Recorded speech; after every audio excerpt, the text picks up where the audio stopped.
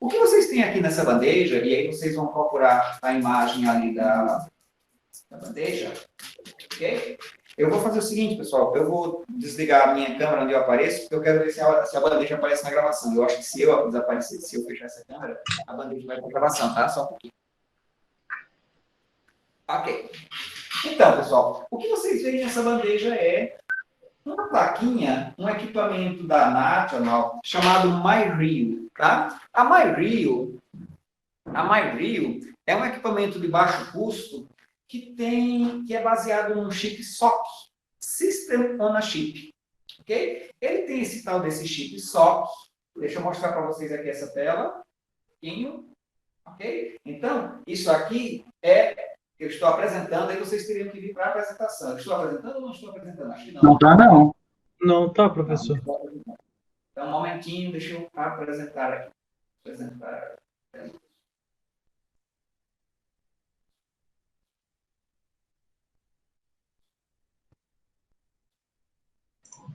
E esse topete galante aí, Dani? Não entendi? Não, tô brincando com o Daniel ali. Ah, bom. Topete, foi topete. Ah, tá. Ah, Daniel é chique. Ok. Então, o que vocês veem nesse diagrama de blocos, tá, pessoal? É a MyRio, é o esquema interno da MyRio, que vai na MyRio. E esse retângulo reticular, quadriculado aí, desculpe, em linhazinha, né, cortada aqui, maior, é o chip principal da MyRio. Esse chip principal da MyRio, ele tem um processador, né, que é um LabVIEW RT, tempo real. Okay? Então, é um circuito, ele vai ali dentro, ele roda um sistema operacional de tempo real. E embaixo tem um FPGA, ok? Esse FPGA e esse processador dentro do mesmo chip. O processador é um ARM, tá, pessoal? Eu não lembro exatamente qual. E em torno desse conjunto, existem os CIs que dão suporte para todos esses bloquinhos que vocês veem do lado de fora. Ele tem pinos digitais de entrada e saída, ele tem pinos analógicos, né, de entrada e saída, ele tem alguns recursos de áudio. Todos esses aqui são acessíveis direto pelo FPGA, tá? E aí tem mais os recursos aqui do processador, né, que é memória, USB e algumas outras coisas, tá? Então, todo esse conjunto aí é o que eu consigo processar, consigo trabalhar dentro dessa MyRio, ok? Um conjunto da National. E para projetar, para trabalhar com isso aí, a gente faz usando o LabVIEW, tá? Bom, pessoal, uma coisa bem legal que está implementada dentro desse componente uma das coisas muito bem legais que estão implementadas dentro desse componente é um encoder, ok? Então, se vocês vêm agora de novo ali para a câmera, eu vou interromper o compartilhamento para ela não me... Só para ela não... Vamos de novo ali na câmera. E aí, uma das coisas interessantes que está implementada nesse sistema aqui, tá, pessoal? É um acesso, é uma lógica que pode ler um encoder. Né? O que é um encoder? Bom, pessoal, este bloquinho preto que vocês veem aqui junto do motor, aqui, é um encoder. Ok? É um encoder em quadratura, um encoder rotativo. E ele serve para eu ver a posição relativa desse motor. Se eu girar um pouco mais, eu posso ver velocidade, né? Se eu medir o tempo que o motor gira. Eu tenho aqui nas minhas mãos, deixa eu trazer para perto da câmera, um outro tipo de encoder, que é bem comum, que você encontra por aí também, principalmente nessas coisas de Arduino e tudo mais, né? E que você pode ter aí na sua casa num aparelho de som, num aparelho de TV. Ele costuma ser usado para medir o volume. É um pouco parecido, talvez, com o potenciômetro, só que ele não tem batente, ele gira contínuo. Ok? Projetando aqui de novo. Eu vou ali no Wikipedia procurar por encoder. Ok? Então, eu venho aqui no Wikipedia, encoder rotativo. Ok? E aí ele fala aqui sobre o que é um encoder rotativo, é um dispositivo eletromecânico, produz pulsos, blá, blá, blá. Pessoal, se a gente for no inglês, no Wikipedia em inglês, é bem mais detalhado, é bem mais interessante, tá? Então, é um encoder rotativo, um encoder de eixo, né? Shaft encoder. Aqui a gente tem o que ele vai por dentro. Deixa eu dizer para vocês, tá, pessoal? Bom, aqui tem um bocado de coisas bem interessantes sobre encoder para vocês lerem, tá? Existem encoders absolutos. O encoder absoluto diz para você exatamente em que ângulo o eixo está. Ah, o ângulo está em tantos graus. Já o encoder rotativo, ele não diz isso. Ele sozinho não diz. Porque o encoder rotativo, ele, na verdade, conforme você vai girando o encoder, ele vai gerando essas ondas que vocês veem aqui, essa onda A e essa onda B, ok? Podem encontrar aqui no eixo, aí, nessa imagem à direita. Então, essas ondas A e B que ele vai gerando aí, estas ondas... Só um momento, eu exagerei no zoom. Estas ondas A e B que ele gera, tá, pessoal? Exagerei mesmo. Ok. Estas ondas A e B que vocês veem aqui, elas são geradas conforme... Geralmente é um dispositivo óptico, mas pode ser mecânico também. Sai interrompendo ali 2 leitores ópticos e aí gera essas 2 ondas aqui. Tem uma figurinha ali embaixo, né, girando e mostrando o conceito, mostrando a ideia. Pois bem, o que acontece, pessoal? Essas 2 ondas são defasadas de 90 graus. Uma é adiantada da outra de 90 graus. Quem está adiantado e quem está atrasado?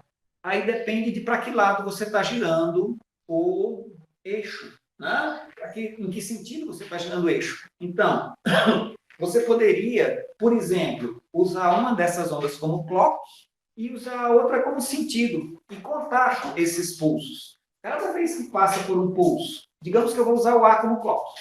Cada vez que esse A dá uma subida no sinal, aí eu vou e olho para o B. Se o B estiver alto, eu estou girando no sentido. Se o B estiver embaixo, eu estou girando no sentido contrário.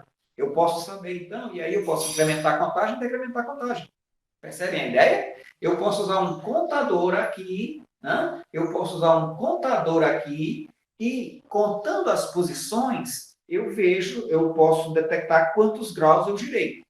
É um encoder relativo porque ele não tem uma referência para o zero. Né? Ele não tem uma referência para o zero. Se você quer uma referência para o zero, você pode colocar uma outra chavezinha ou um outro sensor, e quando passa por aquele sensor, é o zero. Né? É o 0 grau. Mas o encoder rotativo sozinho, ele não tem isso. Pois bem, compreendido o conceito, pessoal? Alguma pergunta até aqui sobre a ideia do encoder? Por enquanto, tudo certo, professor. Tranquilo, né? Muito bem. Aham. Então, eu vou fechar aqui esta página. E deixa eu mostrar para vocês aqui essa tela, tá, pessoal? A gente não pode ensinar LabVIEW aqui, nosso assunto aqui não é LabVIEW, mas eu só quero que vocês vejam que a gente está fazendo algumas coisas aqui que vocês podem reconhecer a nossa eletrônica digital. Eu falei para vocês que dentro do nosso FPGA, ali da MyView, existe um bloquinho de encoder e a gente pode acessar esse bloquinho de encoder num projeto do LabVIEW, tá? Isso aqui é o painel frontal, é essa telinha, esse programa que eu implementei, tá? Por trás desse painel frontal existe um diagrama de blocos, que é como a gente faz o programa, faz o código, né, no LabVIEW, mas isso aqui não é nosso assunto. Nosso assunto é isso aqui. Okay? Então, eu fiz um painelzinho frontal, pessoal, onde eu posso, né, sair girando o meu encoder, tá? Deixa eu ver se eu consigo acertar o zero aqui. Onde eu posso sair girando o meu encoder e quase que acertei o zero. Saio girando o meu encoder, tá? Na verdade, o zero não está... Eu pintei um ponto ali que acabou ficando meio fora do zero. Mas eu saio girando o meu encoder e ele sai contando passos, ok? E aí o meu programa até determina se ele está contando crescente ou decrescente. No caso desse encoder, tá, pessoal? Se eu dou uma volta completa aqui, são 1000 passos, né? Eu dei 1000 passos aqui contando crescente. Se eu girar para o outro lado, trazendo de volta para o zero, eu estou contando down, né? E ali vocês veem que a contagem vai decrementando, até eu cair de novo mais ou menos no mesmo ponto que eu estava antes. 44, né, por aí. Ok? Então, o que eu estou fazendo? Eu estou contando estes pulsos, né? A e B. Um deles a gente usa como clock e o outro a gente usa para dizer se a contagem é crescente ou decrescente. Compreendida a ideia? Pessoal, no meu projeto, aqui nesse painelzinho que vocês leem, eu ainda estou fazendo uma coisa. Eu ainda estou dividindo o tempo, né? Eu divido a contagem pelo tempo e aí eu posso calcular a velocidade do meu movimento. Reparem, tem um pequeno detalhe, né? Falei, que esse encoder particularmente é 1000 pulsos, né? Ele dá 1000 pulsos de clock,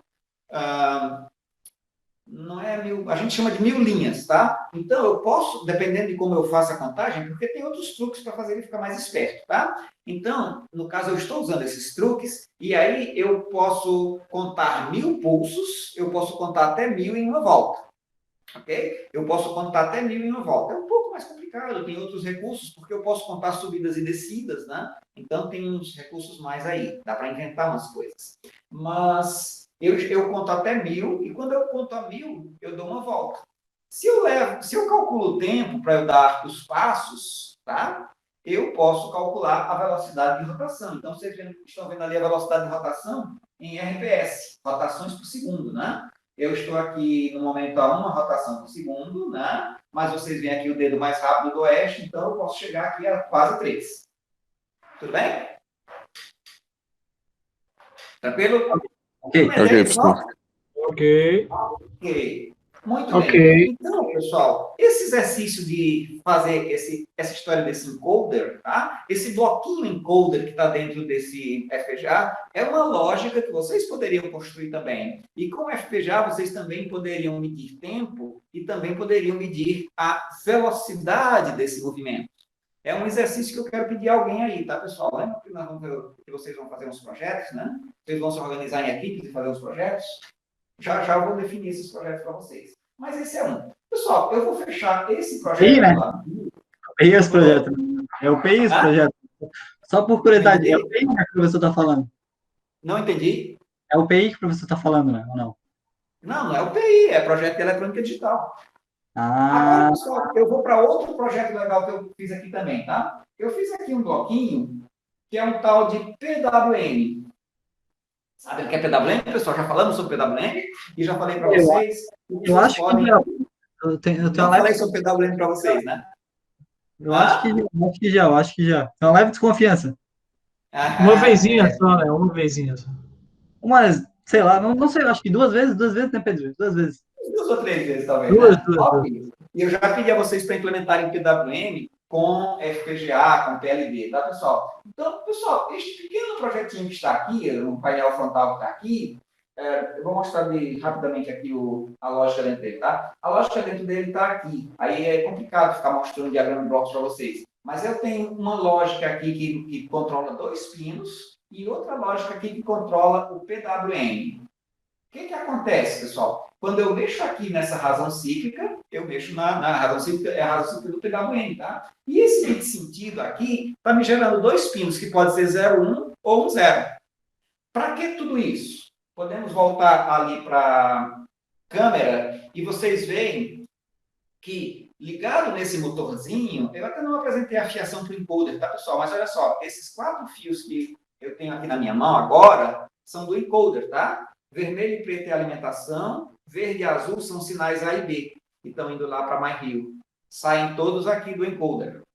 Ok? Então, esse fio azul e verde aqui são encoder. Agora, aqui, em vermelho e preto, esses fios mais grossos chegando ao motor, eles estão vindo dessa plaquinha. Vocês reconhecem essa placa que eu aponto agora? Estão conseguindo ver a câmera aí? L298? O L298, a placa que o professor tem. É a nossa plaquinha de L298, exatamente. Ela pode ir nos nossos kits de Arduino, nos nossos kits de FPGA, mas ela também pode ir na MyRio, ok? Então, eu estou tirando ali da MyRio 2 sinais digitais que vêm aqui no controle do sentido da placa, né? E fazem a placa e fazem o L298 comandar o motor para girar para um lado e para o outro. E estou tirando um outro fio, que é a saída que vai no enable, no habilita do 298. E aí, por aquele enable do 298, usando o PWM, eu posso controlar a velocidade do motor, né? Então, vamos rodar este projetinho, tá, pessoal? Então, eu clico aqui no Run. Mandar o programa do computador para essa MyRio, tá, pessoal? É o equivalente de mandar um projeto do PC para o Arduino. Por quê? Porque o projeto aqui é compilado e mandado para ser gravado na nossa MyBrio. E, na verdade, são dois projetos, né? Tem um de FPGA, que já é um projeto pronto. E tem outro, que é o programa. O outro vai na própria processador lá. Então, ele tem que mandar essas duas coisas. Ele chama Ele não é, isso de deployment. Oi? ele não é escravo do programa?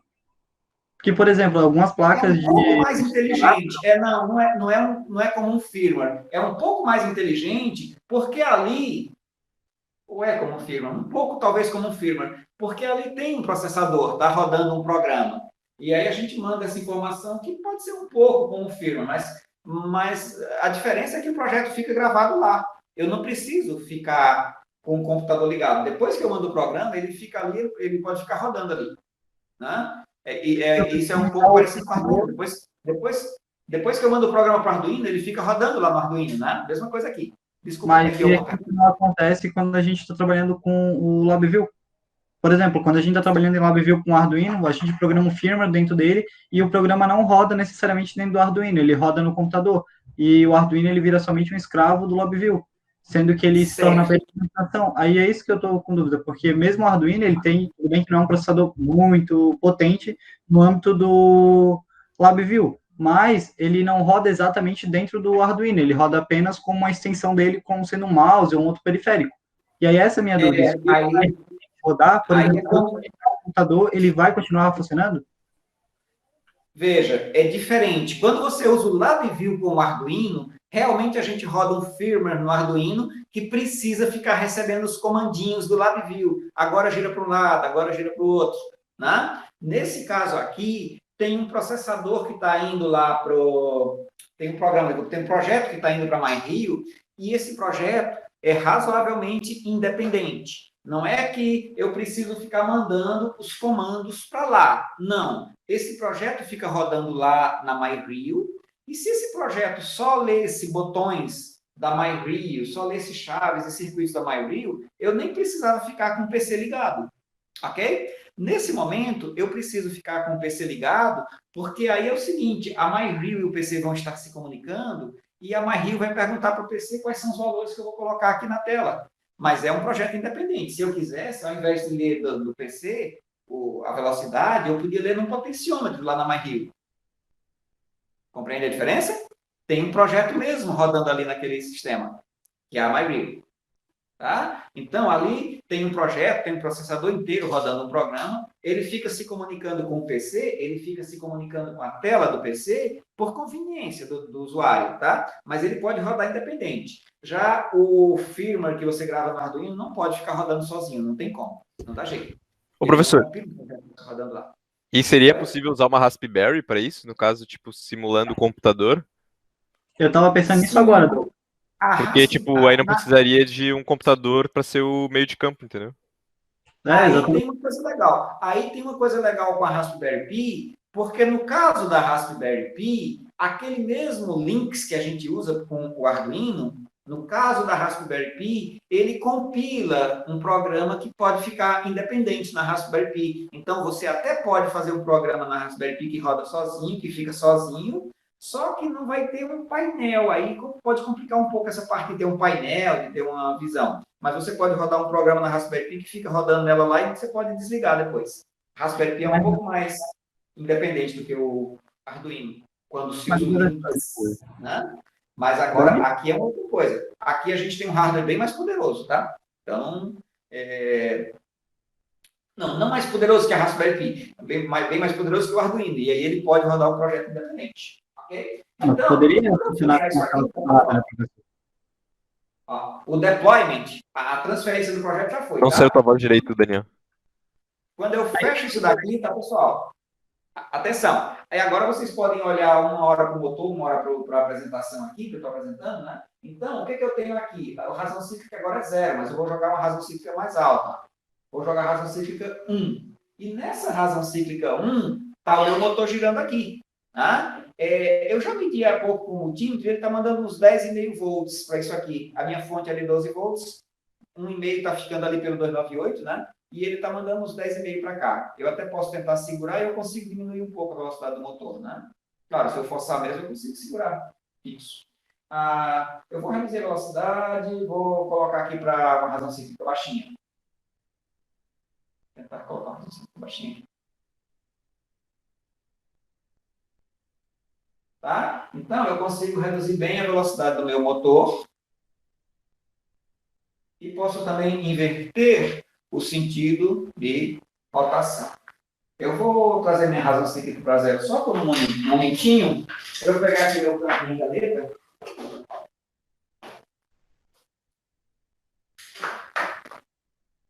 Eu sumi com uma caneta. Eu tinha uma caneta que era para mostrar ele sentido. Só um pouquinho.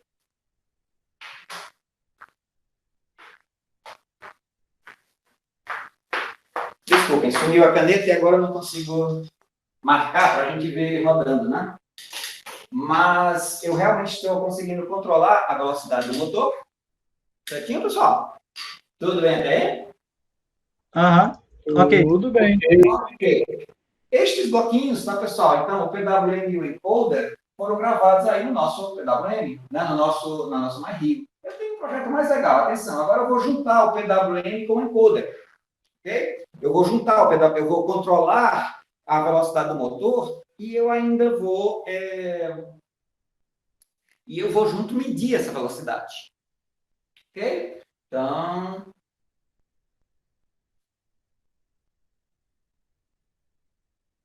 Este projeto está aqui.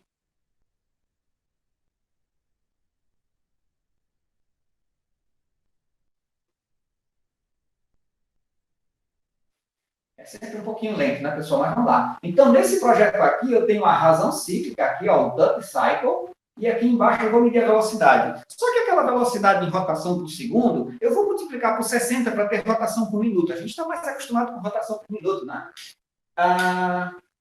E eu coloquei aqui uma outra coisa, tá, pessoal? Já que eu mexo na razão cíclica e junto com a razão cíclica eu gero uma certa velocidade, eu vou pegar aqui esse fator K que me define quantas rotações por minuto eu consigo em função da razão cíclica, né? RPM sobre V.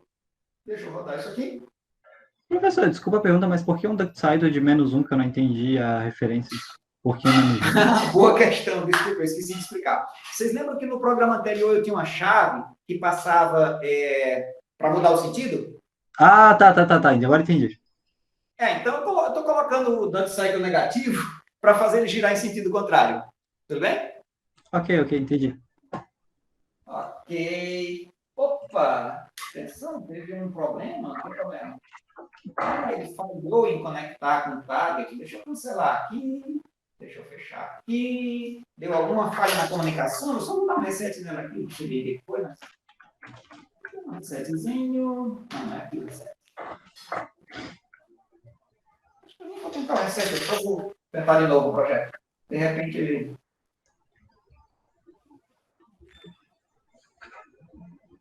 MyRio, ele não está conseguindo conversar com a MyRio. Estranho. Deixa eu desligar e ligar de novo.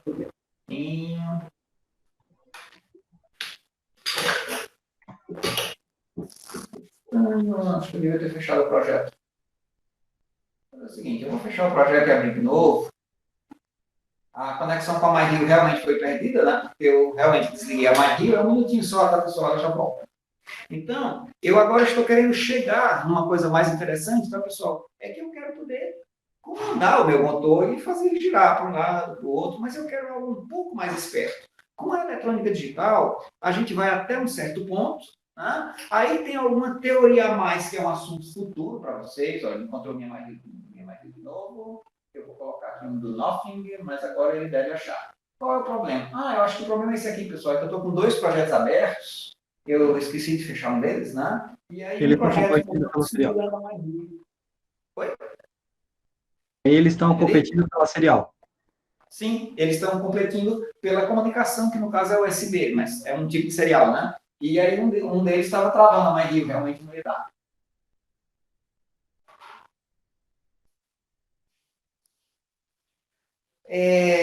Então, nós vamos comandar, né, esse motor e eu quero dizer, olha, você gira numa certa velocidade, você gira num certo sentido, e aí vai. Já expliquei isso daqui. Boa pergunta, obrigado, Daniel, pela questão da razão cíclica negativa que eu esqueci de explicar.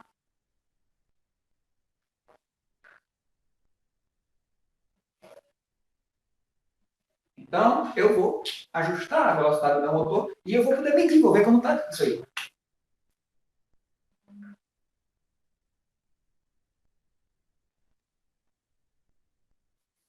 Demorado, né?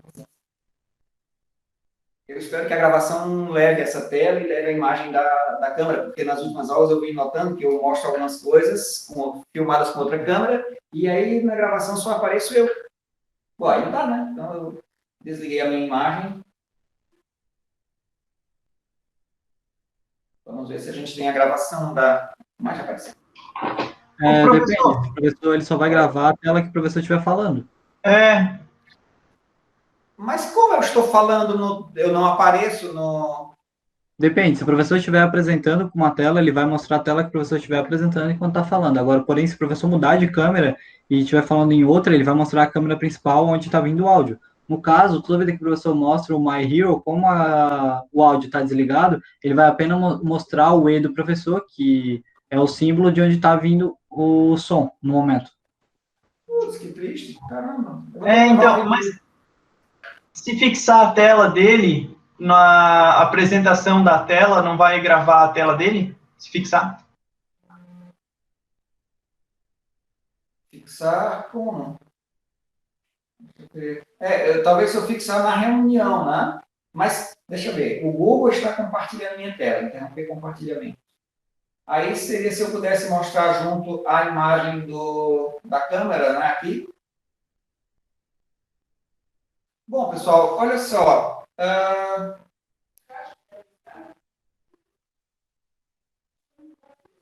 Deixa eu ver aqui se eu consigo mostrar duas coisas. Não, isso vai dar confusão, não vai dar confusão? Deixa eu ver. Aí aqui eu mostro...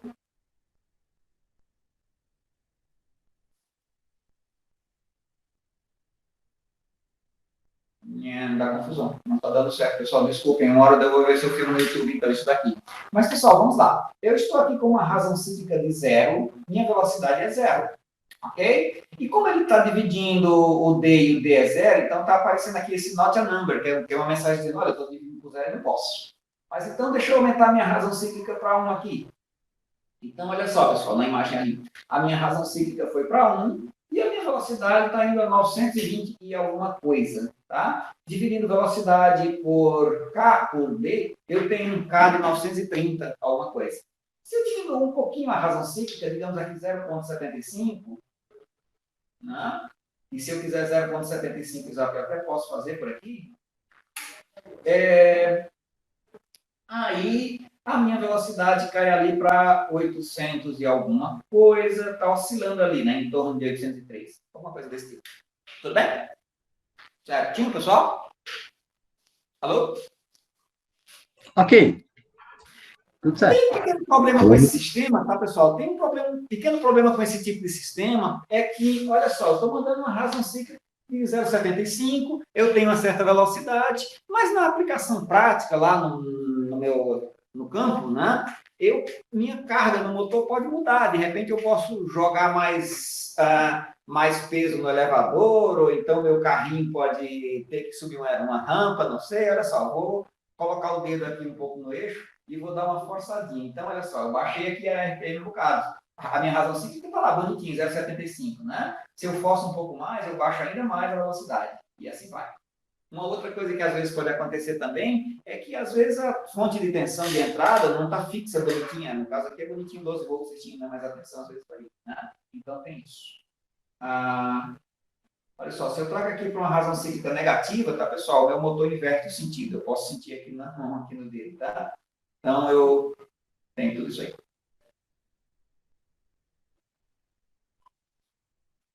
Tranquilo, pessoal? Tudo bem até?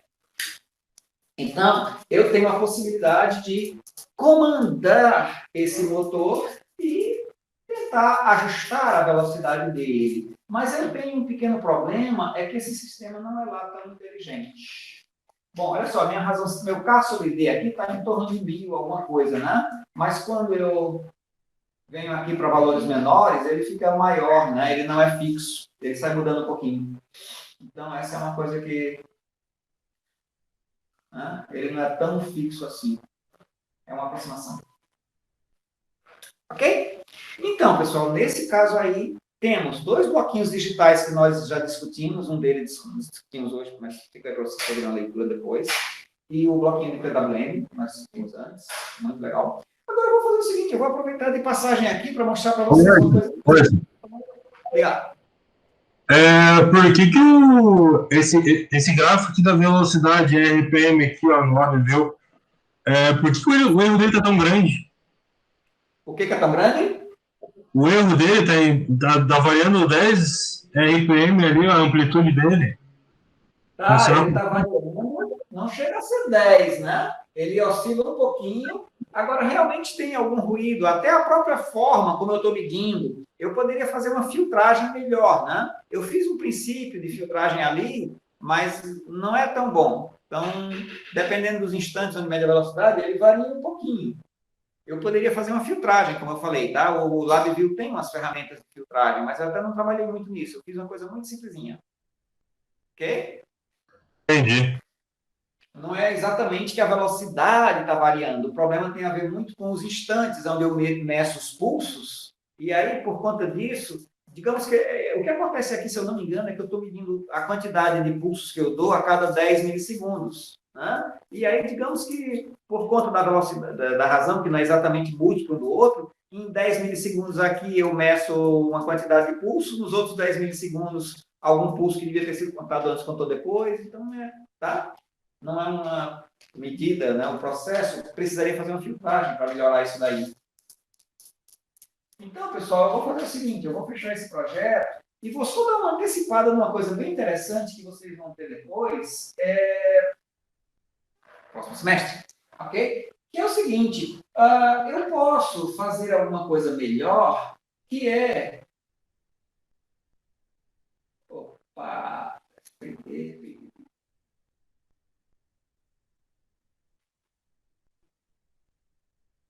Eu posso fazer uma coisa melhor, e aí vocês vão ver depois isso aí no próximo semestre, no controle, né? Acho que é no sétimo? É no sétimo? Eu acho que tem a ver com o PID que o professor vai mostrar, estou desconfiado. P&D, né? Eu acho que tem a ver com o PID, estou desconfiado, eu não sei, eu acho. Então, pessoal, vocês vão ter no próximo semestre uma disciplina onde vocês vão aprender a medir. Tem a velocidade que eu quero e tem a velocidade que está. Aí a gente pega esse erro e a gente ajusta para diminuir esse erro, para ver lá para onde quer, ok? Então, agora, aqui, ao invés de ter um K, eu coloquei uma referência, que vai de menos 1.000 a 1.000, é a velocidade que eu quero, ok? E eu estou colocando aqui, ó, a referência e a velocidade, tá? Então, eu vou colocando aqui a referência, que é o que eu quero. Aí, aqui embaixo, eu coloquei referência versus velocidade, para poder comparar as duas coisas. Referência? Aqui não é referência, não. Aqui é outra coisa, tá, pessoal? Isso aqui é razão cíclica. Aqui é razão cíclica. Ok. Reparem, no experimento anterior, a gente trabalhou na razão cíclica fixa. Oi? Ali, ó, no PID ganho, né? Por que a parte integral e derivativa está em função do tempo e a proporcional está só... É um número fixo. Carlos, eu vou te pedir um favor. Espera um pouquinho e guarde essa sua dúvida depois para o professor Francisco, ok? Mas, basicamente, é que...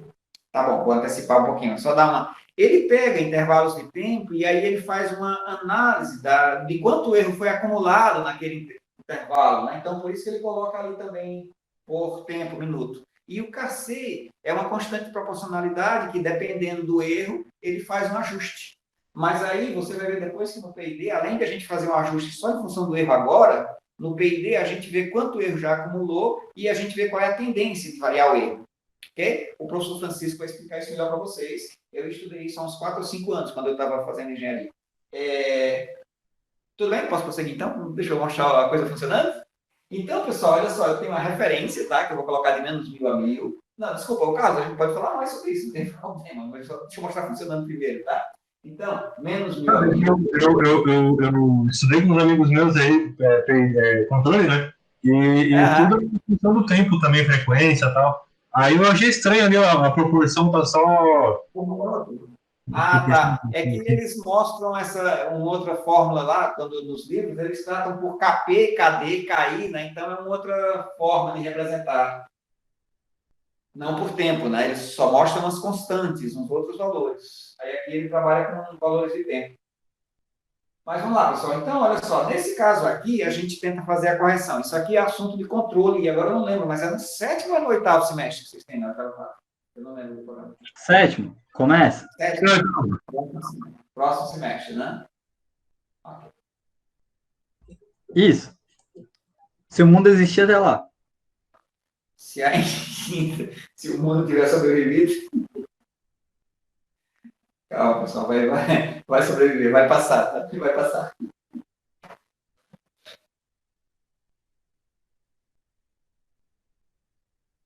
Vai passar, se a gente vai estar lá para contar a história, é outra coisa.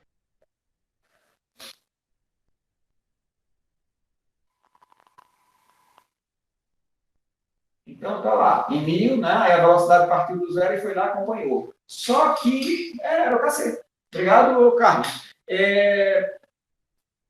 Repare que ele estabilizou aqui em 950, ele não consegue ir tão longe, o motor não vai mesmo até 1000, tá? Mas deixa eu colocar aqui em 500. Pronto, aí vocês veem aqui, a referência veio para 500. Deixa eu colocar exatamente 500. A referência veio para 500. Eu não consegui colocar 500, como é isso? Tá, eu coloquei a referência em 500, aí ele foi lá e acompanhou. Dependendo desses parâmetros que eu coloco aqui, eu posso ter um sistema que é um pouco mais oscilatório e tal. Então, isso ajustar esses parâmetros, às vezes, é um problema. Deixa eu passar aqui para 300, ou 800, sei lá. Então, veja que com esse valor, essa constante integral muito grande, na verdade, ele está ficando lerdo o sistema. Então, deixa eu reduzir mais ainda isso aqui. E talvez aumentar um pouco a derivativa. Bom, então, vamos para... Desculpem, pessoal, meus amiguinhos aqui são... Então, olha só, foi para os 500, né? Aí ele caiu, oscilou um pouquinho e se ajustou. Reparem que... Calma. Se eu tento forçar um pouco aqui o sistema, ele oscila, mas ele depois tenta e se ajusta na velocidade. Para isso, ele fica mexendo ali na razão cíclica, né, para tentar acertar isso aí. Vamos lá, para 600. Então, fui lá e auxílio e acompanha. Vou forçar um pouquinho aqui, vou tentar fazer ele, estou pressionando aqui o eixo, vou tentar ele, tá? Mas aí ele vai lá e ele tenta, tá? Aí vejam que para isso ele sai variando a razão cíclica. Claro que se eu forçar muito, aí ele não vai conseguir mesmo, né? Ele joga a razão cíclica lá para cima, mas não tem condição de acompanhar. Então, ok? E era isso. Funcionou, eu tinha esquecido. Eu achei que quando eu salvei com a constante, né? Lá. Aí, lá. Então, pessoal, esse bloco PID que vocês veem aqui também pode ser feito, também é um bloco que pode ser construído como um bloco de lógica digital. Tá? Aqui, no caso, não sei se ele está sendo feito assim, mas ele poderia estar sendo feito assim. Tudo bem até aqui, pessoal? Eu estou projetando a tela ainda. Lógica digital, a gente teria que usar o Opana. Desculpa, Daniel, não ouvi? Lógica digital, a gente teria que usar o Unpop para fazer o controle de derivativo, correto? Na lógica digital, você pode calcular a derivada também sem a POP, tá? E a integração. Tudo em módulo digital mesmo. Ok? Consegue sem problema. Eu quero mostrar para vocês aqui uma parte do portal, tá, pessoal? Atenção.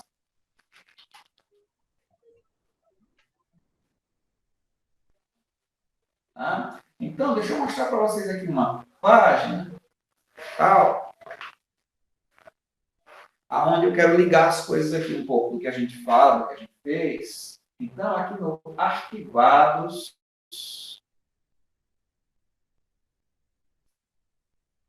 exemplos de aplicação e exemplos com FPGA. Mas aí ele não me deixou pegar.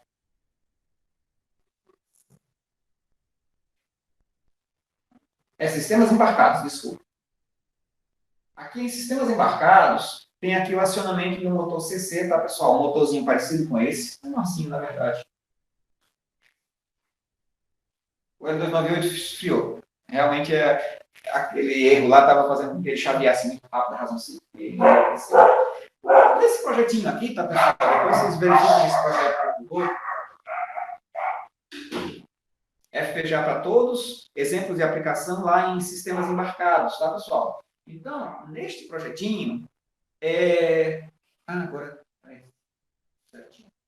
Neste projetinho, a gente tem aqui um sistema onde uma plaquinha, um kit de FPGA, que no caso tem um aqui na minha mão, tá? Mas o nosso kit de FPGA, esse também é um projeto nosso, ele está comandando o motor.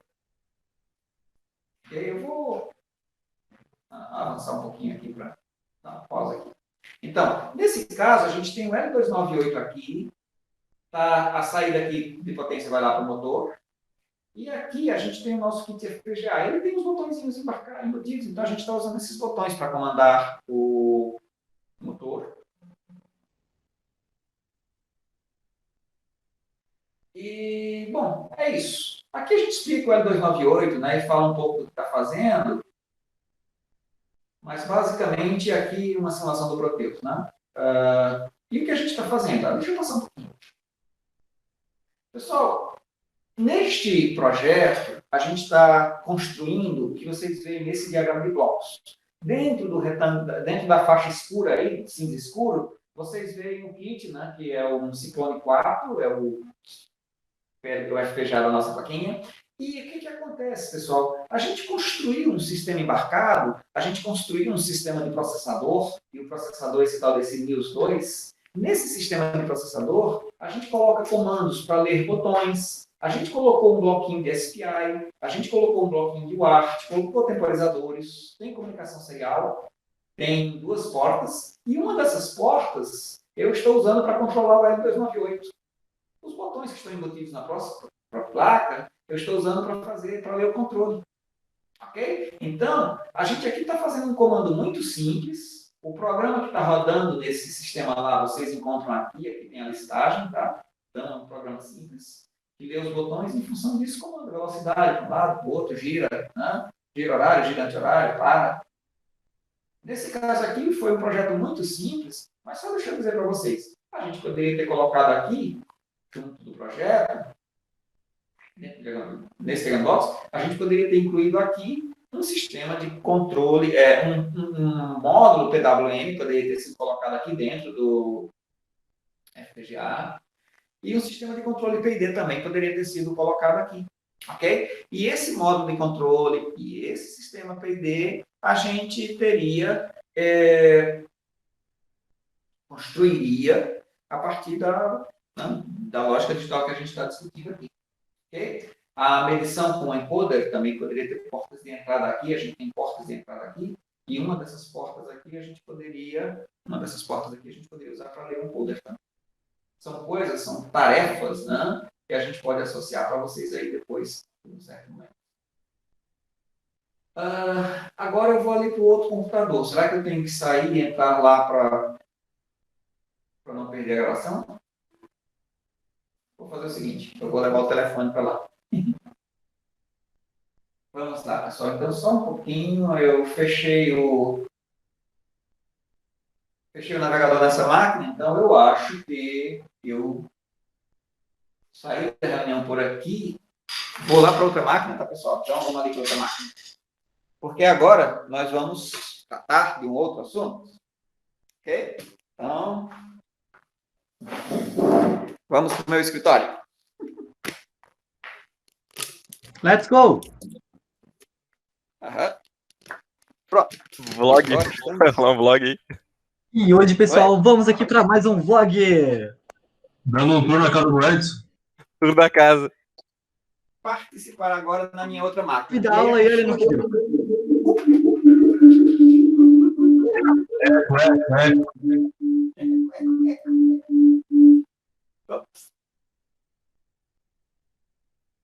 Ok.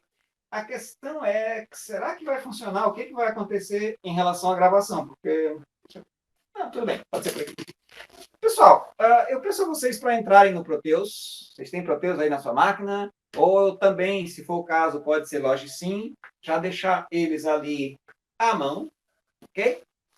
Mas, pessoal, nós agora vamos conversar sobre flip-flops. Flip-flops, registradores e contadores, ok? Então, eu peço a vocês também para procurar lá na pasta de compartilhamento uma apostila que a gente começa a usar agora, ok? Então, se vocês vão ali no compartilhamento do Moodle, vocês vão encontrar essa apostila, está na parte de bibliografia, ok? Você vai lá na pasta compartilhamento. Ah, desculpa, eu acho que eu não estou... Não dá. Vou apresentar a tela aqui nesse computador.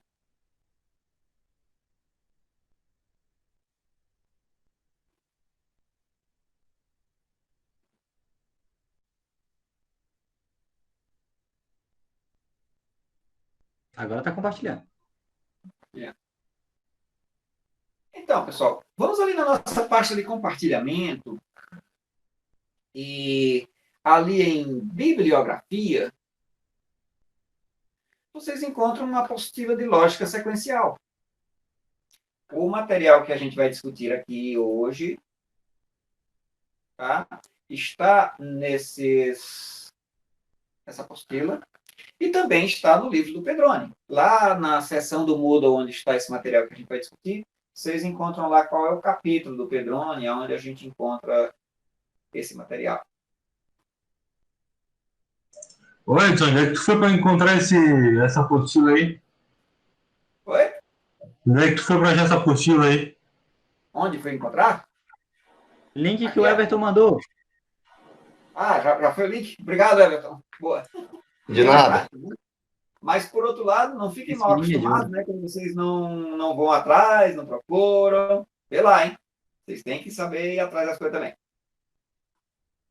Ô, professor, não é a mesma que a gente utilizava antes? Não, a gente usava lógica combinacional, e essa aí é de lógica sequencial. Ah, tá, que eu tava vendo, o professor abriu a de combinacional, eu fiquei assim, ué?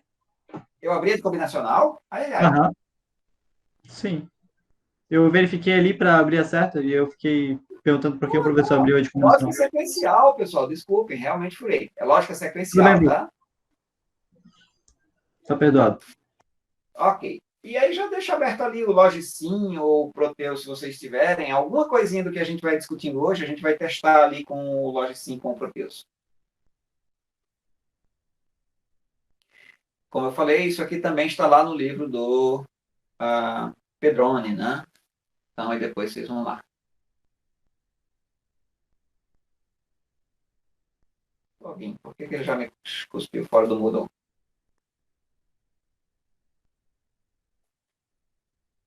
Então, pessoal, o material que a gente vai discutir hoje está em algum lugar lá embaixo. Eu acertei as datas, né? Mas nem coloquei se é dia número X, Y, Z, porque vai faltar letra, né?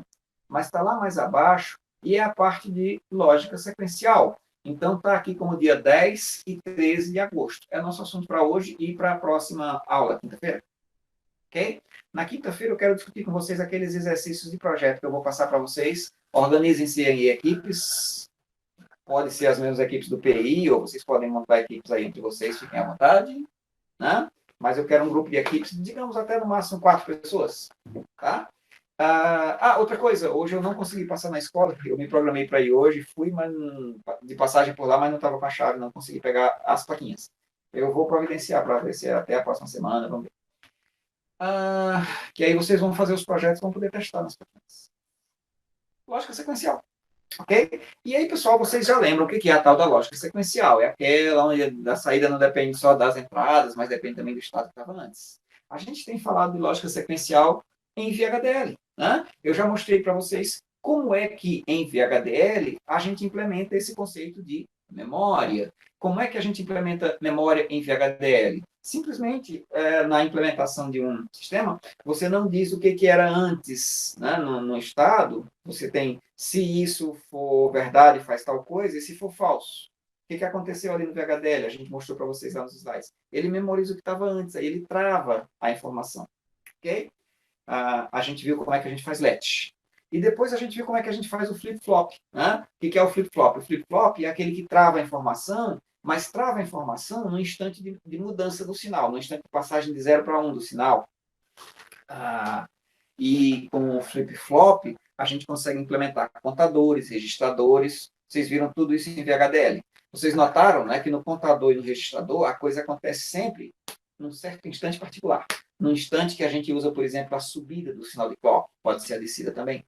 Né? No instante em que houve a subida do sinal de clock, aquele sinal muda.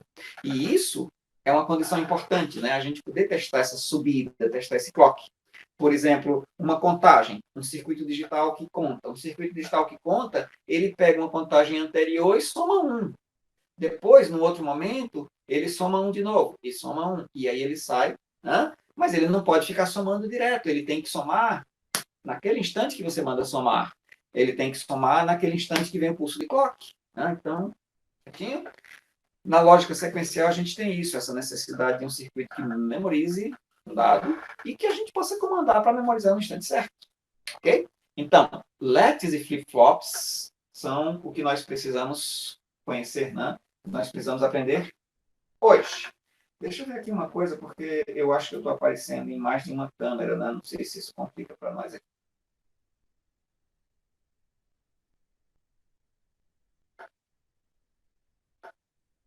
Eu acho que eu vou aparecer nessa câmera que é do telefone, né? Então, tudo bem. Lógica sequencial, pessoal, então, a nossa apostila e o livro do professor Pedroni tem um capítulo sobre isso. Eu só não coloquei qual é o capítulo, né? Ok, vamos lá na apostila. Daí, pessoal, na apostila, que no momento eu não estou encontrando, só um pouquinho, pessoal, deixa eu encontrar essa apostila.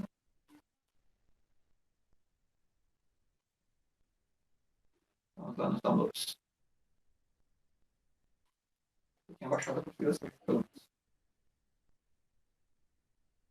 Pessoal, tem um primeiro capítulo aqui que é um meio filosófico, né? Meio conceitos gerais, né? Então eu vou deixar um pouco novamente para vocês fazerem uma leitura mais detalhada. A gente vai falar meio rapidamente, tá ok? Mas a ideia é um circuito, né? Que guarda uma informação, que memoriza, que trava uma informação. E no caso de circuitos digitais, a gente tem 2 estados possíveis, né? Que é o 0 e o 1, ok? Com o professor Adriano, talvez em algum momento vocês façam um oscilador biestável com transistores. Dá para fazer com transistores, é um exercício bem interessante. Mas aqui, né, nós estamos falando de um circuito digital. E nós queremos um circuito que memorize, que digitalize, que grave uma informação. Para que um circuito que grave uma informação? Pessoal, tem um bocado de situações onde a gente pode precisar disso. Tá? Façam essa leitura, por favor, aqui. Tá? Mas deixa eu apresentar para vocês esse problema muito simplesinho, aonde uma memória seria interessante. Imagine esse sistema com uma caixa d'água, tá, pessoal? E a gente tem aqui uma válvula com um controle eletrônico, V, que a gente pode usar para encher a caixa na hora certa. E quando é que a gente quer jogar água na caixa? Quando ela está vazia. Tá? A gente não vai ficar o tempo todo ligando e desligando a válvula e deixar a caixa oscilando ali em cima do ar. Isso não é bom para a válvula. Tá? Nosso sistema vai ser, deixa a caixa esvaziar. Quando o sensor B diz que a caixa está vazia, aí a gente liga a válvula e deixa ela encher. Quando o sensor A diz que a caixa está cheia, a gente desliga a válvula e aí deixa que essa água do tanque seja aproveitada, seja utilizada. Tranquilo até aí. Fácil, né, pessoal, o conceito? Entendido? Sim! Sim, professor. Diga lá. Ok. Sabe onde é que está o problema? Atenção, pessoal. Sabe onde é que está o problema? É aqui. Olha só. Imagine que você vai montar uma lógica simples que usa A e B. Quando B...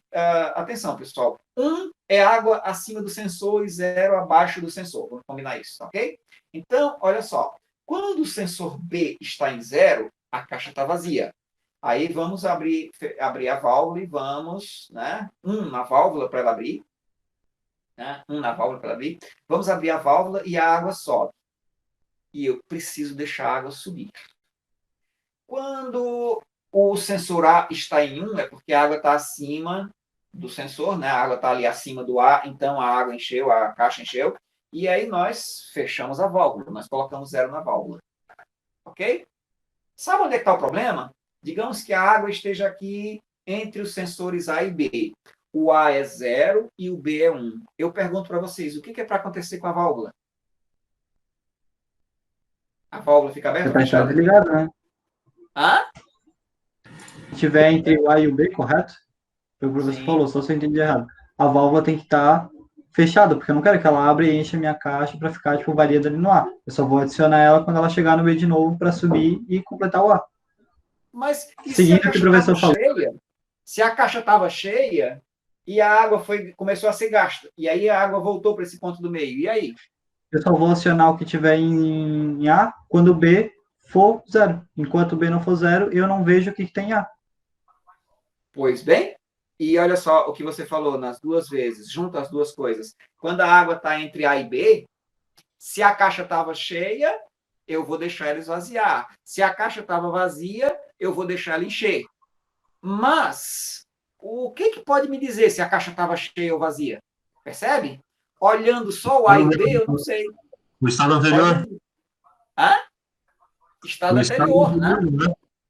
Pois é, olhando só A e B, eu não sei. Eu não sei professor. se agora eu estou esvaziando ou enchendo a caixa. Sim. Posso só fazer uma pergunta, tipo, no sentido Sim. de, por exemplo, o A desliga a válvula e o B liga. Tu acha que O precisaria B- de memória? Tipo, se o A desligasse, toda vez que o A fosse ficar 0, Aham. enfim, 1, ele desligaria, e o B, toda vez que ficasse 0 ou 1, ele ligaria. Tipo, tu acha que precisaria de memória mesmo assim? Ele só trocaria o Douglas, estado, né? essa memória está embutida no que você está dizendo. Você está dizendo o seguinte: quando o A é 1, aí ele vai lá e desliga. Mas você diz desliga, quando você diz desliga, você está implicitamente dizendo, ou melhor, você está pensando e registrando na sua cabeça, mas não tá observando o que você falou, que o A desliga, mas tem que manter desligado, tem que ficar desligado. Seria aí, no caso, o A ter essa memória. Né? Você está embutindo essa memória no conjunto, no A e no B. Você está pensando, quando chegou no A, o A desliga. Mas e como é que Isso. fica desligado? Como Ué, é que fica desligado? Por que fica sim. desligado? Né? Por que Quando fica? o B é Aham. 0, ele liga. Mas a pergunta é, como é que fica ligado? Lembre que isso aqui, o A e o B, são sensores simples do tipo chave, uma chavezinha que abre ou fecha. Com essa chave que abre ou fecha, eu ponho um sinal digital que é 0 ou 1. Né? E aí, o A só lhe diz se agora a água está abaixo ou acima. A e B são sensores só, eles não ligam ou desligam, né? Eles são sensores que dizem se a água está abaixo ou acima. É essa caixa, essa lógica combinacional que você tem aí, que deve resolver esse problema. E aí, para fazer essa lógica combinacional, a gente vem aqui nessa tabela. Olha só, quando A e B são 0, o V é 1, para que eu possa encher a caixa.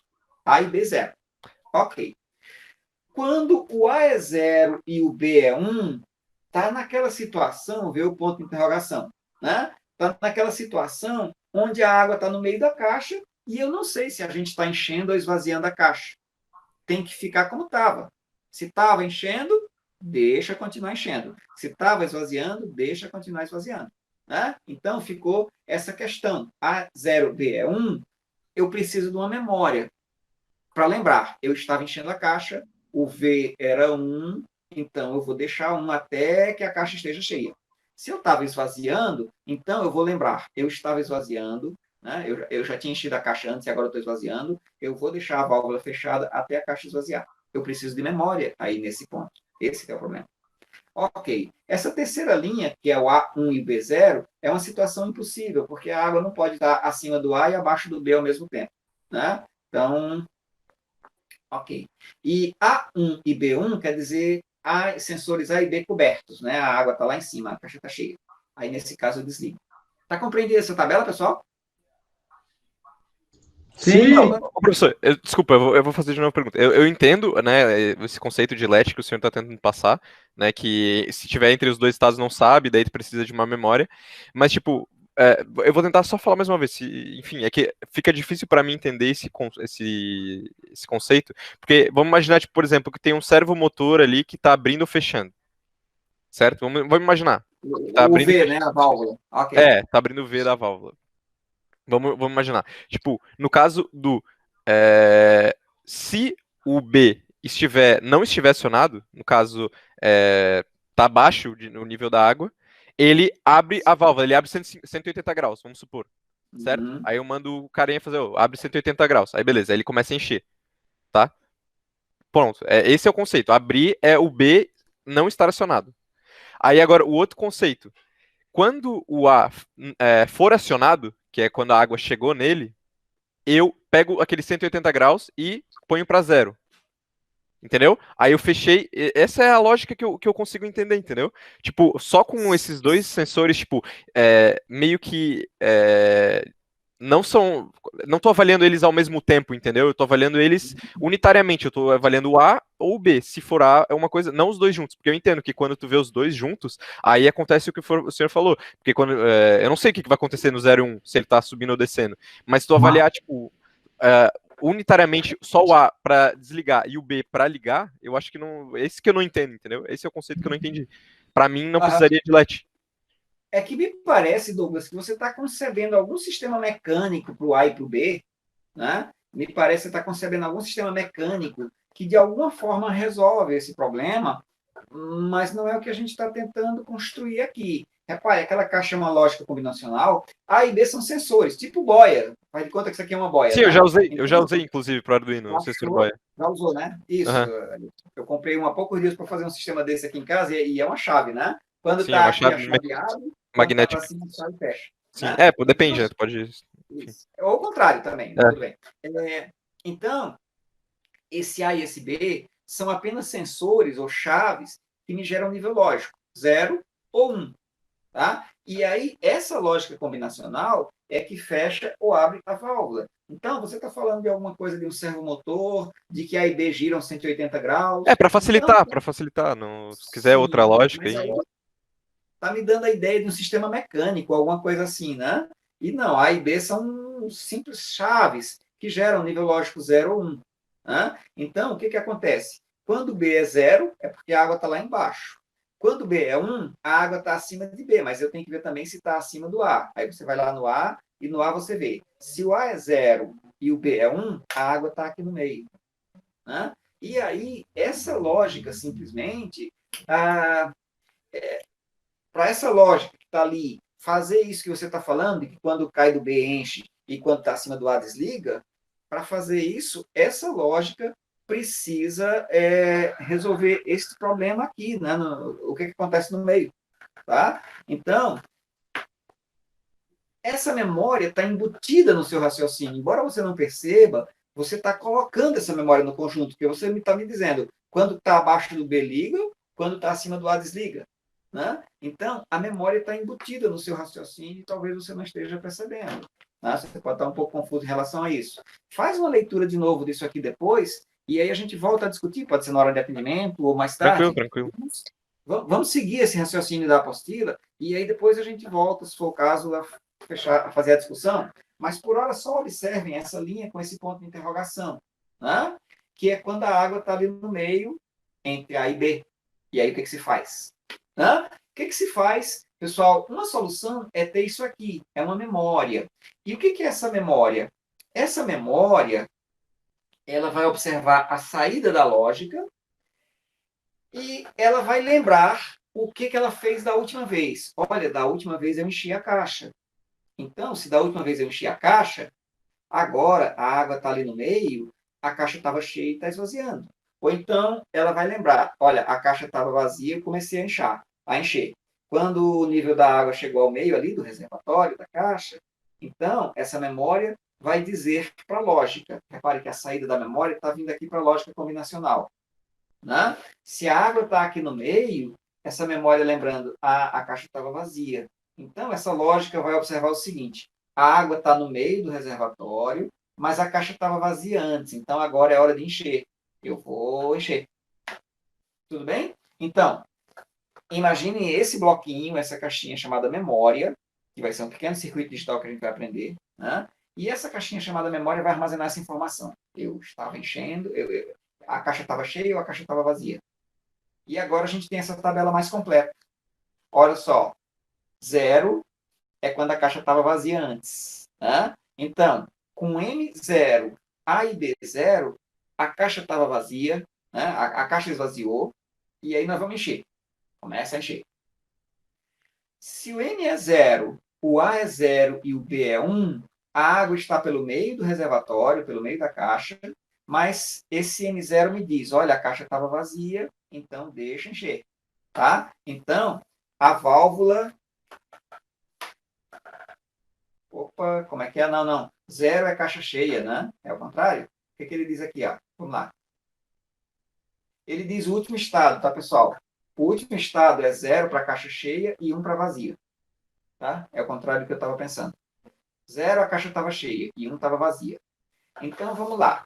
Olha só. Se o N é 0, o A é 0 e o B é 0, ele lembra, ó, a caixa acabou de esvaziar. Né? A caixa, a última coisa era a caixa cheia. Ele estava com caixa cheia antes, mas acabou de esvaziar. Tudo bem? Lembre, M0 quer dizer que a caixa estava cheia. A caixa estava cheia antes. A memória diz, olha, a caixa estava cheia antes, mas agora, como o B acabou de baixar, então a caixa terminou de esvaziar. O que vai acontecer, pessoal, se a caixa terminou de esvaziar? Nós vamos ligar a válvula, vamos começar a encher. Tudo bem? Ok, pessoal? Mas aí, vamos lá. Digamos, né? Digamos, por outro lado, essa segunda linha aqui é o seguinte, ó. O M é 0, quer dizer que a caixa estava cheia. Ele lembra, ó, a caixa estava cheia. Né? Mas aí, atenção, a caixa estava cheia, a boia A estava dizendo que a caixa estava cheia, mas de repente a boia A desceu. E aí a água caiu um pouco. Ok? Mas, se a caixa estava cheia, se o M é 0 dizendo que a caixa estava cheia, então a água está descendo e deixa continuar descendo. Nosso V continua em 0. Ok? Nosso V continua em 0. E aí, vamos lá. Essa terceira linha é a situação impossível, porque a gente não vai ter água acima do A e abaixo do B ao mesmo tempo. Então, ignora essa terceira linha aí. Ok. Agora, atenção. M igual a 0, A igual a 1, B igual a 1. O que significa M igual a 0, A igual a 1, B igual a 1? A válvula foi desligada agora há pouco. A caixa estava cheia. A caixa estava cheia, né? Ele memorizou que a caixa estava cheia, mas, né? A válvula foi desligada agora há pouco. A e B1 quer dizer que a água está lá para cima. Né? Então, o M era 1 antes, mas ele acabou de virar 0. Por quê? Porque a caixa acabou de encher agora, tá? A caixa acabou de encher agora, e aí, quando a caixa acabou de encher agora, ele desliga a válvula. Mas aí o M fica 0. Por quê? Porque ele vai lembrar, a caixa acabou de ser enchida. Né? Acabou de encher agora. Muito bem, pessoal. Agora, olha só. Nessa linha aqui, o M igual a 1, A igual a 0, B igual a 0. O que é A igual a 0, B igual a 0? Quer dizer a água lá embaixo, né, pessoal? A água está lá embaixo. E aí, pessoal, a água está lá embaixo e o M virou 1, para dizer, olha, a caixa está vazia. Né? E aí a caixa começa a encher. Nosso M1 significa ele lembrando, a caixa esvaziou agora há pouco. Né? N igual a 1 quer dizer que a caixa esvaziou. A caixa esvaziou agora há pouco. E aí começa a entrar água no reservatório. Começa a entrar água no reservatório, o B vai para 1. Né? O sensor de baixo sobe. Tá? E cai nessa linha aqui. 101. Né? Essa situação acontece enquanto a água está ali no meio do nível e ele está enchendo. Ok. Tem essa linha aqui de uma situação impossível, né, pessoal? Essa linha não acontece, porque é água acima do A e abaixo do B. Ué, uma pergunta. Oi? Olá, beleza? Olha só, uma pergunta, cara. Pra mim, cara, essa tabela verdade aí, ela é bem confusa, cara. Porque, beleza, ela tá variando aqui do mais significativo pro menos significativo. Beleza. Mas, assim, ó, para a gente montar a linha de raciocínio desse problema, não seria mais fácil primeiro pegar uma tabela que mostre os fatos acontecendo e depois a gente botar isso na tabela verdade? Porque assim, tipo, a primeira ela tá vazia, depois ela tá cheia, agora ela Tá tudo me confundindo isso aí, cara. A ordem é que a ordem que as coisas foram colocadas aí pode estar um pouco confuso no final, né? O que a gente pode fazer, talvez, seria, de repente, representar uma situação, talvez escrevendo a situação, desenhando a situação e montando, né? Então, Professor, desculpa interromper o professor e o Carlos também.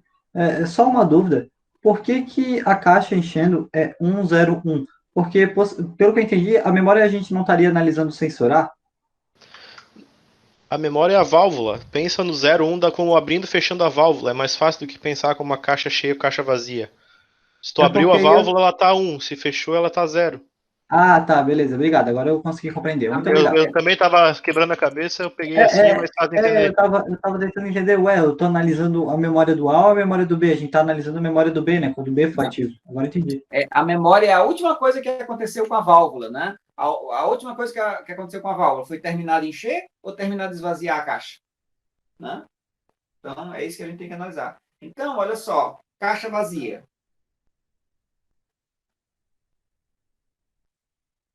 Quando esvazia, vírgula, V vai ser 1, né? Como é que é? Não, quando esvazia, só um pouquinho.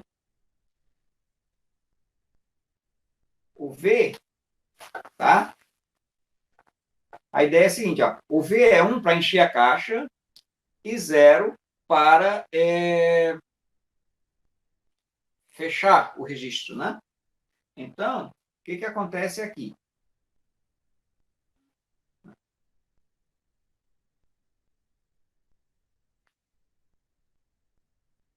Quando termina, vamos fazer assim, ó, quando termina de esvaziar, V passa de 1 para 0.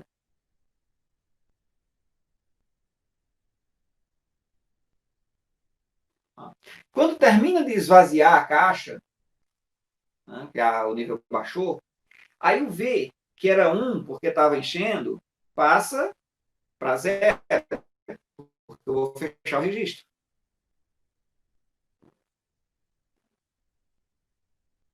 Não, o V passa de 0 para 1.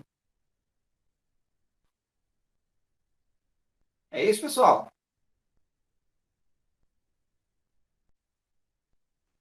Eu tô tão confuso quanto tu, Edson. Não, pois é. A questão do passar para é o seguinte. Atenção. Quando termina de esvaziar. O que significa esvaziar a caixa? Esvaziar a caixa é a água ir embora, né? E o nosso registro fechado. Ok? O nosso registro, quando nosso registro estava fechado e a água estava indo embora. Com o registro fechado, era 0. Antes, né?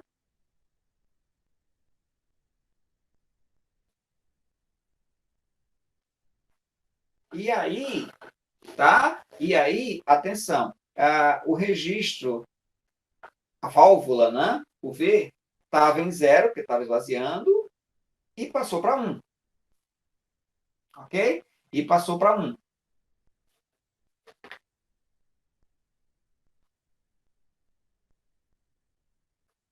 Então, o último estado alcançado era vazio. Então, vamos colocar 1 para dizer que a caixa estava vazia. Ok? Olha só. Enquanto a água estava descendo, o V era 0 e o registro estava fechado. Quando a água chegou lá embaixo, aí o V, que era 0, passa para 1. A gente vai fechar a máquina, vai abrir, desculpa, o registro. O V vai passar para 1, a gente abre o registro, que é para começar a encher a caixa. Certinho? Carlos? Carlos?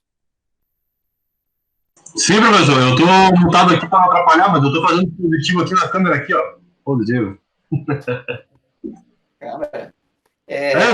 Aqui? Não entendi a da câmera. Mas então, quando a água chegou lá embaixo. Quando a água chegou lá embaixo, a válvula que estava fechada vai abrir. A válvula vai para 1, ok? E aí, no momento em que a válvula vai para 1, no momento em que a válvula vai para 1, a memória M vai para 1, ok? Sim, A sim. memória vai para 1. Ok? A memória vai para 1. E nesse momento, quando a memória vai para 1, tá? Nesse momento, quando a memória vai para 1, é porque a válvula acabou de ser ligada. Né? Quando a válvula acabou de ser ligada, quando a memória vai para 1, é quando o V vai para 1, naquele instante em que o V vai para 1, acabou de ser ligada a memória. E como a caixa está lá embaixo, a água está lá embaixo, quanto é que está nos sensores A e B?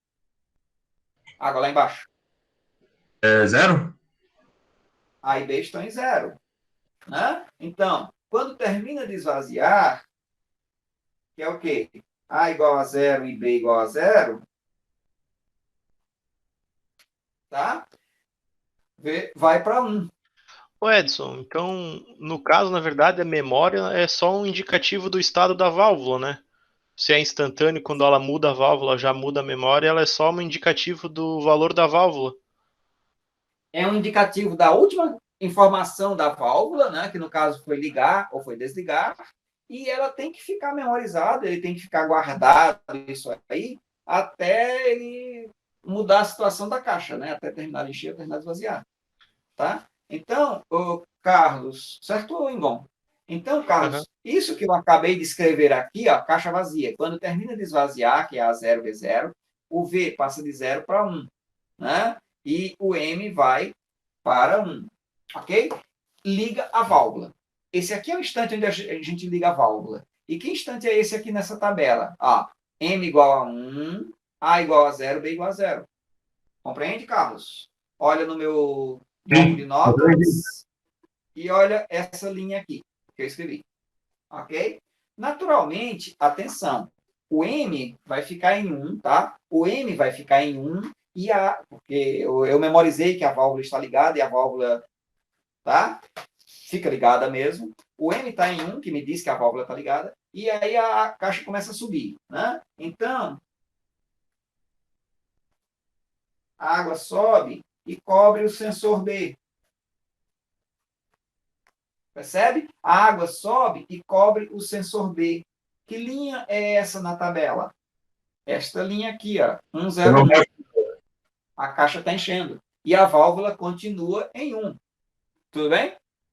Certinho, Carlos? Estamos construindo a tabela passo a passo, como você falou. A água sobe mais e cobre o sensor A. Então, o que aconteceu aí? Minha válvula continuou jogando água na caixa, ela subiu, cobriu o sensor A. Então, isso aí é a linha 111, certinho? Carlos? Sim, passou inclusive uma questão impossível aí, que seria o sensor tá em high e o B em low, que é impossível. O sensor impossível a gente ignora, né? Só coloca ali que é uma situação impossível, né? Mas então, a gente desliga a válvula porque chegou lá em cima. Quando chegou lá em cima, né, a água cobre mais o sensor e cobre o sensor A, a caixa encheu e passa o V e também o M. Aí agora a memória vai para 0. A memória e a válvula vão para 0. Nós vamos fechar a válvula, né? E aí o M vai para 0. Tá? Passa o V e o M também para 0. Ok? E aí, nesse caso, nós vamos para a linha M igual a 0, A igual a 1 e B igual a 1. Né? No instante em que eu fechei a válvula, eu vou lá para a linha M igual a 0, A igual a 1 e B igual a 1. É essa linha aqui, ó. A válvula acabou de ser desligada. É quando eu estou lá em cima, a água, né? E aí eu fechei a válvula. Acabei de desligar a válvula. 0, 1. Compreendido? Ok? A válvula foi desligada. A água vai ser despendida lá, vai ser gasta. Então, qual é o próximo estado? O que vai acontecer depois aí? O A vai para 0 e o B vai para 1. O B continua 1 e o A vai para 0. Ok? Então, eu vou para aquela linha M igual a 0. Eu vou para aquela linha M igual a 0, A igual a 0 e B igual a 1. Essa linha aqui, ó, que é a água esvaziando, né? A caixa esvaziando. E segue, né? E segue nessa situação.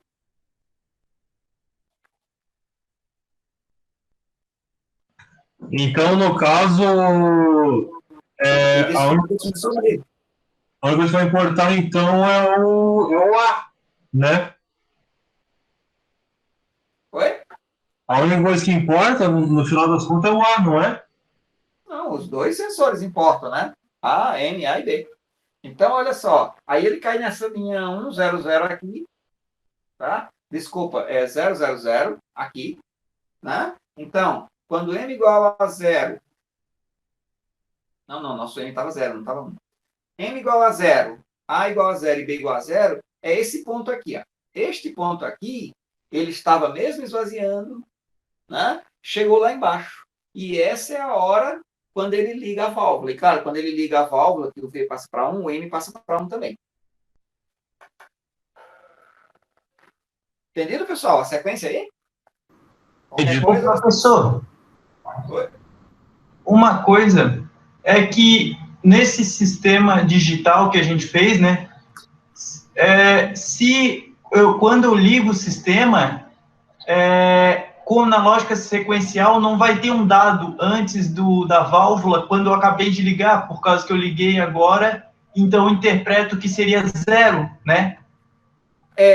A sua lógica digital vai ser construída de alguma forma que na partida ele vai talvez sortear, às vezes é meio que sorteado, não valor inicial. Aí Então, não vai sair. Aí não vai sair meio estranho, tipo, digamos que saia 0, a minha última lógica vai dar um M0 e o A ele estiver enchendo o sensor. Vai cair no caso impossível. Esse aí valor ele vai é sorteado. Né? Esse valor pode ser sorteado, entre aspas, mas também você pode construir o seu circuito de forma a obrigar na partida um certo valor inicial, a ter um reset, por exemplo, né? Então você pode construir um sistema de reset. E aí a gente vai ver isso. Que lets, flip-flops, a gente pode ter um sistema de reset. Aí no reset a gente força um 0 ou 1 na partida. Aí faz um circuito digital à parte só para o reset dele toda vez que ligar e desligar o sistema. A gente embute, né? A gente pode embutir aqui na lógica da memória um sistema de reset, né? Uhum. Então, que eu acho que isso cai para o sistema digital, nunca vai ter um dado de primeira quando tu liga ele, o sequencial. Aí dado tem, 0 ou 1 tem. Aí você vai escolher, você vai construir o sistema para ter 0 ou 1. Não pode dizer que não tem. O que pode acontecer é você não saber o que é. Né? Então, na simulação do Model Sim, por exemplo, nossos circuitos digitais, ele começa colocando um U diante do nodo porque ele não sabe o que estava antes nos flip-flops. Ok? Então, essa é a questão. Você pode não saber o que tem, mas alguma coisa tem, ou 0 ou 1. Não sabemos o que é. Ok? Ô, professor. Oi? Uma dúvida, na questão do A e B, eu só não preciso mudar, tipo, o A tem 2 estados, 0 ou 1, e o B tem 2 estados, 0 ou 1. Se eu pegar, por exemplo, só o 0, 0, o 0, 1 e 1, 1, eu já conseguiria fazer a mesma lógica, não? Por exemplo, se eu cuidar só os 2 estados de A e B, A só pode ser 0 ou 1 e B só pode ser 0 ou 1. Sim. E isso, dependendo como é que ele foi montado, vai ter uma saída na válvula. Se eu pegar 0 e 0, 0 e 1, 1 e 0 é impossível, né? Então, tirar fora.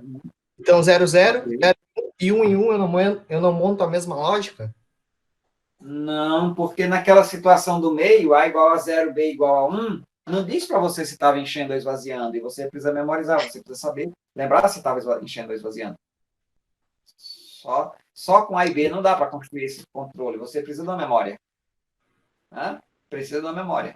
E aí... Mas, por exemplo, professor, se eu estiver, tipo, esvaziando ou enchendo, quando o A bater 1, o B automaticamente já estava em 1, então a válvula vai desligar, não? Quando A bate 1, o B já estava em 1, a válvula desliga. Tudo bem, tá certo, isso é. Mas se o A era 0 e o B era 1, se o A é 0 e B é 1, a água está ali no meio, mas você não sabe se está esvaziando ou enchendo, então você não sabe o que põe na válvula. Não tem esse controle. É aí que entra a memória, né? A memória diz, olha, você estava enchendo, então continua enchendo. Olha, você estava esvaziando, continua esvaziando.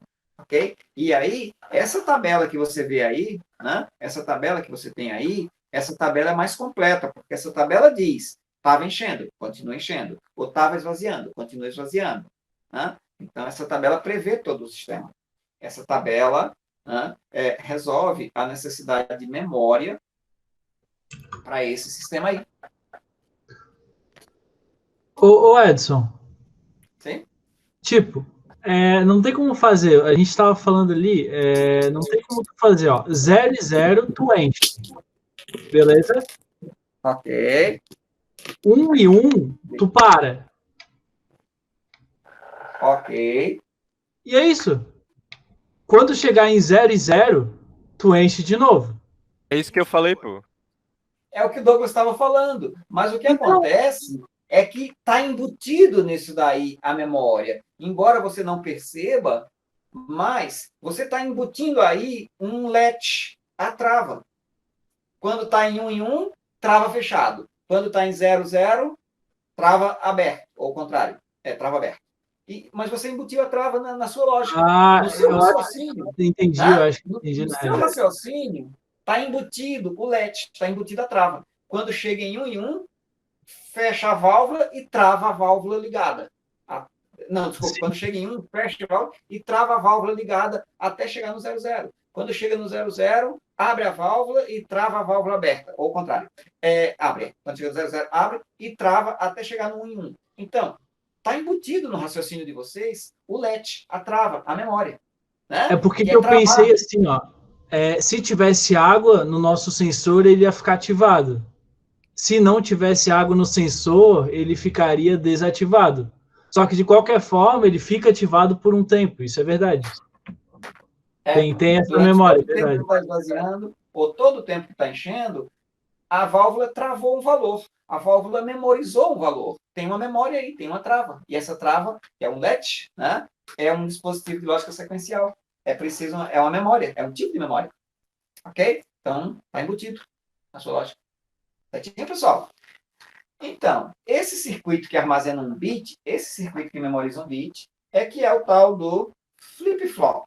Ok? Então, a gente vai conhecer alguns flip-flops. Hoje a gente está fazendo uma primeira discussão.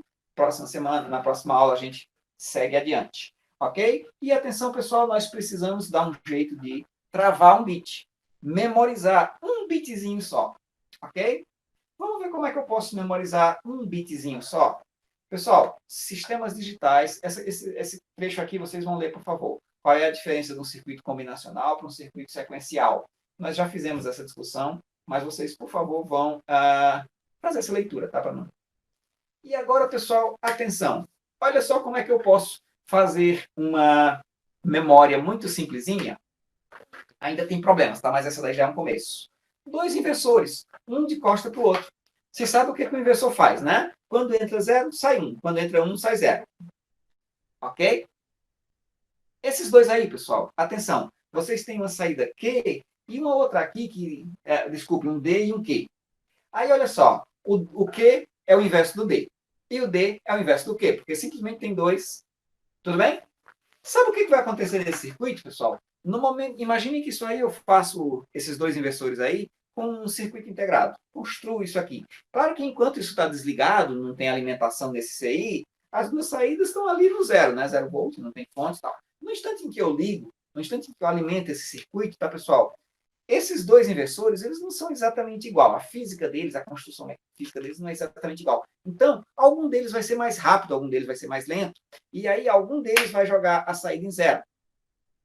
Aquele que foi mais rápido e forçou o 0 na saída, por exemplo, faz o quê? Ele forçou o 0 na saída. Aí o outro pega aquele 0 e inverte, joga 1 na saída do segundo. Mais 1 na saída do segundo, né? É 0 na entrada do primeiro. Opa, só um pouquinho. Força 0 na saída, né? Aí 1. 1 na saída do segundo é 1 na entrada do primeiro e faz a saída sem 0.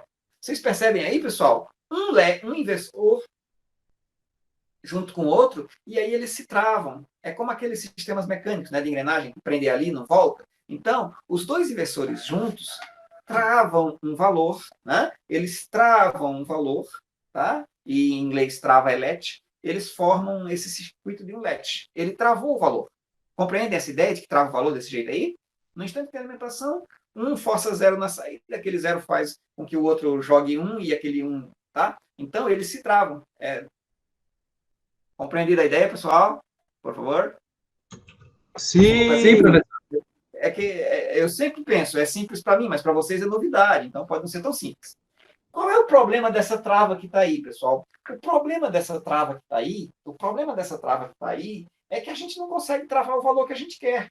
É meio loteria, depende de qual que ele é mais rápido. E a gente não quer uma trava assim, a gente quer uma trava, mas a gente quer uma trava onde a gente consegue colocar o 0 ou colocar o 1. Ok? Então, vamos evoluir para esse outro aqui. Repare que os dois aqui é o mesmo circuito desenhado de duas formas diferentes. Então, nesse circuito, eu consigo forçar um valor.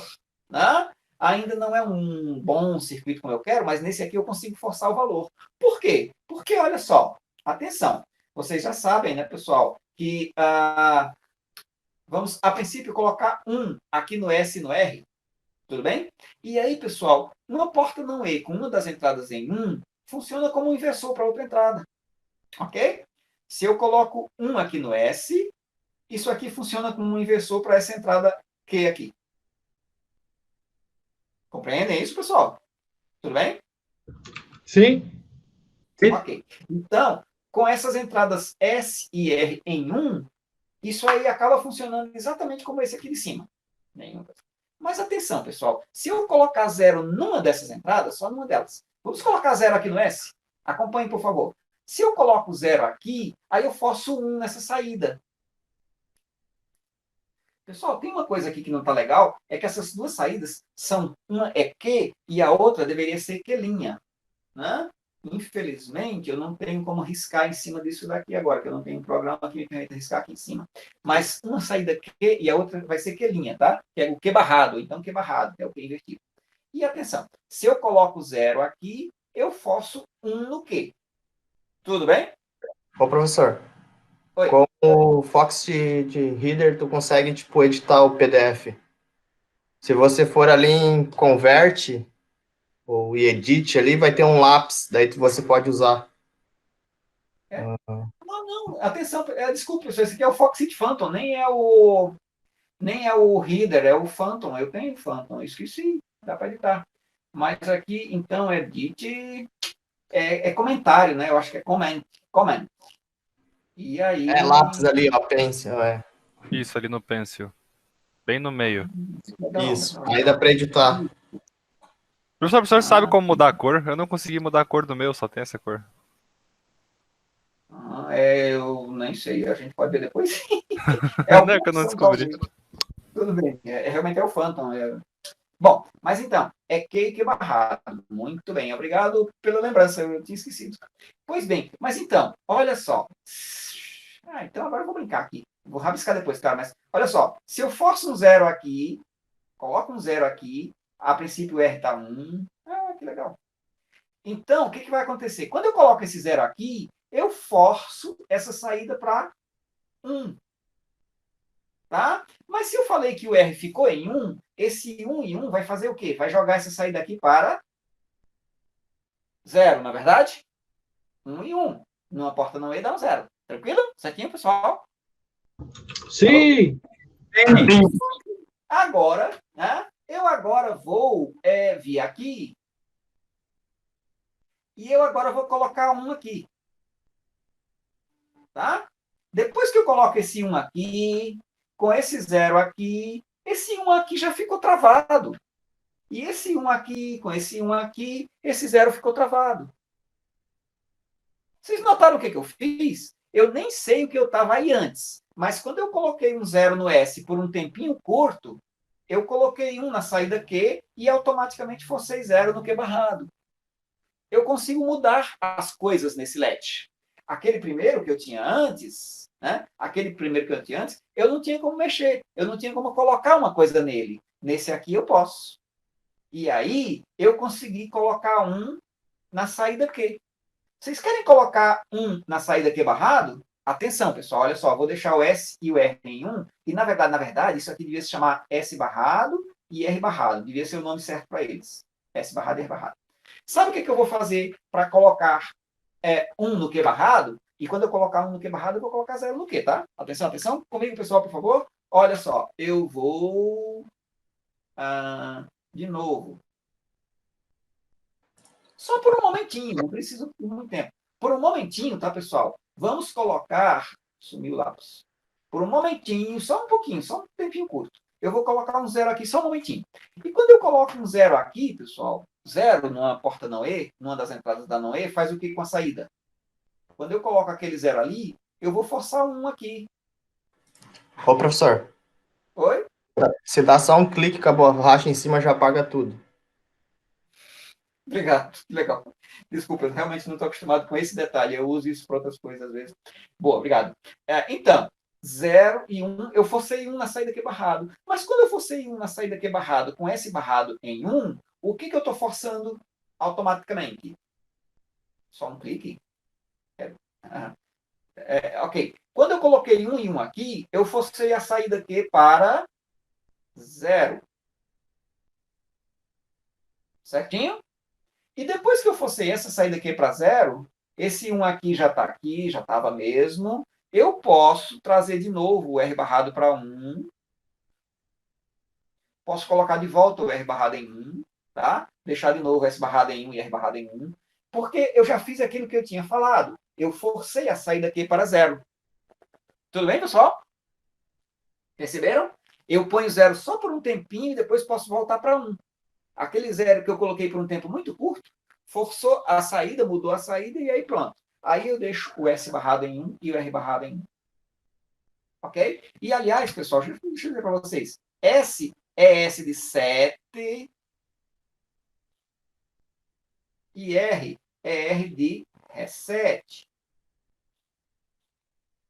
Eu ia perguntar Só isso, que- Edson. Qual entrada que tu quer salvar o valor, na verdade? É o S ou é o R? A questão é que aqui eu tenho duas entradas de controle, não tenho só uma. Eu tenho que mexer nas duas juntas. Mais tarde nós vamos ter um circuito melhorzinho. A gente está começando, tá? Então, os dois juntos, set e reset. Só que são set barrado e reset barrado. Eles fazem o serviço deles quando você põe 0. Entendido? Quando você põe 0, ele faz o serviço dele. Quando ok? Esse segundo circuito é o mesmo, só que a gente redesenhou, né? Para colocar as entradas da esquerda e as saídas na direita. Então, o S barrado controla a saída Q e o R barrado controla Q barrado. E aí, o que acontece, pessoal? Normalmente, você deixa 1 nas entradas quando você quer travar um valor na saída. Né? Você quer travar um valor na saída, deixa 1 nas entradas. Quando você quer forçar um valor na saída, aí é que você põe um 0. E atenção, se você quer forçar 1 na saída, tá? Se você quer forçar 1 na saída, 1 é setar. Onde é que você vai colocar o 0? Se você quer forçar 1 na saída, se você quer setar a saída, você vai colocar o 0 onde? No 7? No 7? No 7 barrado, exatamente. Porque, olha só, e não precisa colocar definitivamente, é só por um momentinho. Vou colocar um 0 aqui só um instantinho. Esse 0 aqui vai forçar 1 na saída. Este 1, junto com este 1, vai fazer essa saída aqui para 0. E depois que a saída aqui barrado já é 0, esse 0 é realimentado para cá. Você já pode tirar... Ou quem falou do clique, parece que o clique não apaga tudo do desenho, apaga só um cantinho na região, né? Então, depois que eu setei a saída, eu já posso colocar os dois em 1 de novo, porque eu já travei a saída em 1 0. Né? Então, eu consegui setar a saída. E enquanto S barrado e R barrado forem em 1, a saída está travada assim. Se mais tarde eu quiser resetar, se mais tarde eu quiser forçar um 0 na saída, aí eu vou pôr um 0 momentaneamente no reset. Eu ponho um 0 momentaneamente no reset. Porque esse 0 no reset vai forçar esta saída aqui para 1. e este 1 realimentado junto com 1 dos S barrado vai fazer com que a saída Q barrado venha para 0.